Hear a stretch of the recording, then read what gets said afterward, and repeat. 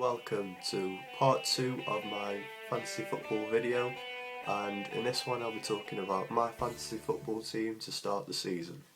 And it's what you've all been waiting for. This is my team, and I'm sure it'll give you a lot of inspiration going into the new season.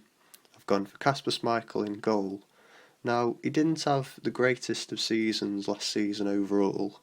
Like Leicester, got off to a good start, plummeted to the bottom of the table where they remained for the majority of last season, but dug themselves out of it in the last 9 games.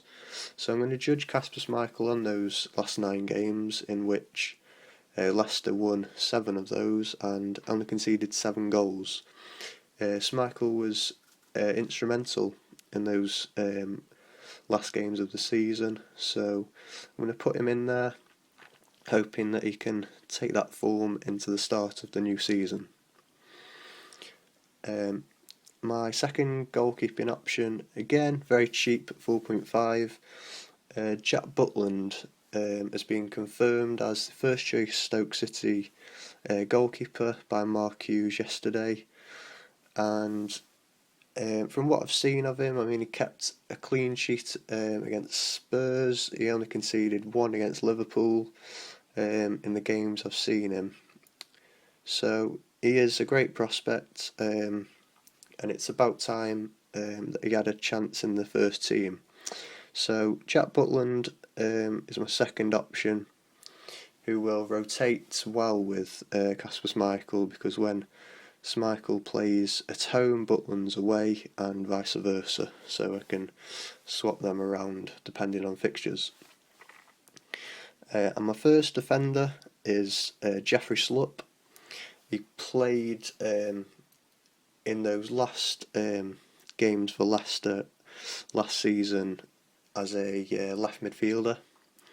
He can get forward with pace and can contribute to assists and goals next season when he gets to play in that position for most of the season. So 5.0 is a good option to have, and again another defensive option for Leicester, and I'm hoping that they can start the season the way they finished it last.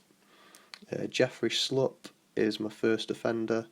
My second is Younes Kaboul, who was out of the Spurs side last season, but I think he was unlucky because they had many players who could play in his position that are younger and perhaps better players like Kyle Walker, etc. etc. So Sunderland, it's a good move for him. I think he's a good fit for Sunderland, who need to strengthen their defence. They were very poor defensively last season, but hopefully they can do better to start this season for me. So they've got quite easy fixtures to start the season. They've got Leicester away, Norwich at home, Swansea at home, and Villa away. So they shouldn't concede too many goals. Younes Kaboul might not even get into my team, such as competition for places. It's a very tough team to break into. So next is Antonio Valencia, who will definitely start in my defence. Last season he started as a right midfielder, but was shifted to the wing back position under Van Gaal. Can still play as a right midfielder, but I think he'll play where he played for the majority of last season, which was getting forward from that wing back position. And United, as I've mentioned previously, have good fixtures, and Valencia should get many points to start the season. My fourth choice is Marc Muniesa. Now, he is my second Stoke defensive option with Jack Butland, but I can easily put them to the bench when they've got tough fixtures like Spurs and Arsenal away. Mark Muniesa is another Stoke player who's recently broke into the team. Every time I've seen him, he's had a great game. He started against Spurs, where Stoke kept a clean sheet, and again against Liverpool in that amazing 6-1 victory. So, like Butland, he's new into the starting 11 but should perform next season. And at 4.5 for a Stoke defender is very, very cheap, with Stoke's good defence, very good organisation as ever, and he can score goals as well. I remember he scored 2 goals against Sunderland in the League Cup. Was signed as a fullback for defensive cover, but Glenn Johnson now has that role, so he'll be the first choice centre back for Stoke alongside Ryan Shawcross. And Cedric Soares for Southampton. He's their new signing, who will be a straight swap for Nathaniel Klein. He'll fit straight into the Southampton defence, who I've mentioned have good fixtures. 5.0, I think he's a bargain. And Cedric Soares, I am looking forward to seeing in the Premier League. I've heard that he's a great defender and an attacking fullback as well, so he could get assist points too. On to my midfield then. Juan Mata at 8.5. I was debating whether to go for Memphis Depay as well, and Di Maria is also the same price at United, but I've gone for Juan Mata because I think he's a proven Premier League player and can get goals and assists in the Premier League. I've not yet seen Memphis Depay, so I don't know what he's capable in the Premier League.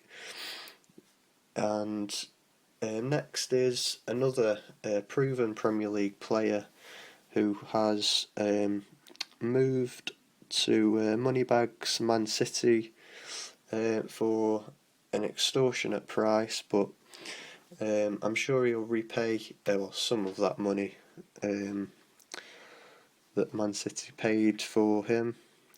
He got 7 goals and 10 assists last season, which was very good, but he's capable of better. He got 158 fantasy football points, including bonus points. He was by far Liverpool's best player last season, and should do even better for Man City. And we've got John Walters, who is my third Stoke player, and I am a Stoke fan, but no rose-tinted specs here.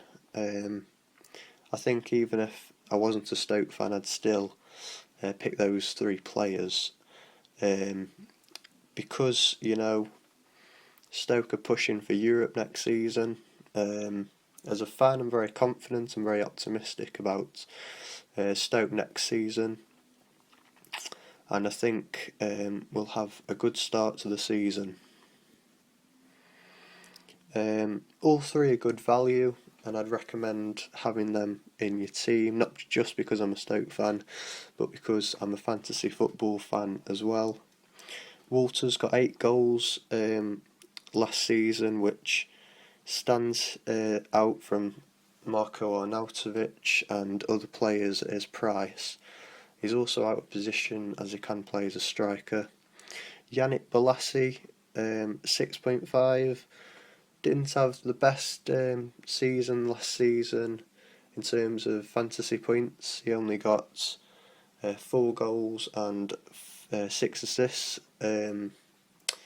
but he's at the peak age of his career. He's at 26 now, and he should have a better season next season, and I'm tipping him to do very well. And Nasser Shadley, who had a great season last season, scoring 11 goals and getting 5 assists, and I think he's the best player in his price range at 7.0. And I think Spurs will do just as well as last season. And we've got Diego Costa at 11 million. He scored almost a goal a game last season with 20 goals in 24 league games. His season was disrupted by injury, but he should be back and banging in the goals come the start of the new season. Diego Costa got off to a flying start to life in the Premier League. 20 goals is very impressive for your first season in England. He's a rarity amongst European strikers who come into the league having had a great record outside of England.